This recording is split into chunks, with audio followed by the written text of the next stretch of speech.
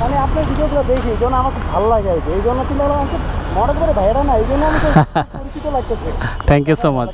কেমন আছেন আপনি? আলহামদুলিল্লাহ ভালো আছি। বাসা থেকে যেতেছিলাম আপনার দেখে তাড়াতাড়ি যাচ্ছে, ভাইদের সাথে কথা বলছি। Thank you. হ্যাঁ আলহামদুলিল্লাহ ভাইয়া, সবাই ভালো আছে। কথা বলবো তো আজকে দেখে ভালো লাগলো। যাক থ্যাংক ইউ, আমারও ভালো লাগলো যে আপনি এত ব্যস্ত সময়ের মাঝখানে এসে আবার ব্রেক মারলেন আমার জন্য, এই জন্য আমি কৃতজ্ঞ। Thank you. আমার জন্য দোয়া রাখবেন ভাই। জি আসসালামু আলাইকুম ভাই। অনেকভাবে দিন দিন আপনারা আমাকে ঋণী করে ফেলছেন। সেই শুরু থেকে একটু একটু করে ধীর গতিতে এগোনো একটা পেজ আজকে বিশাল সংখ্যক একটা পরিবার।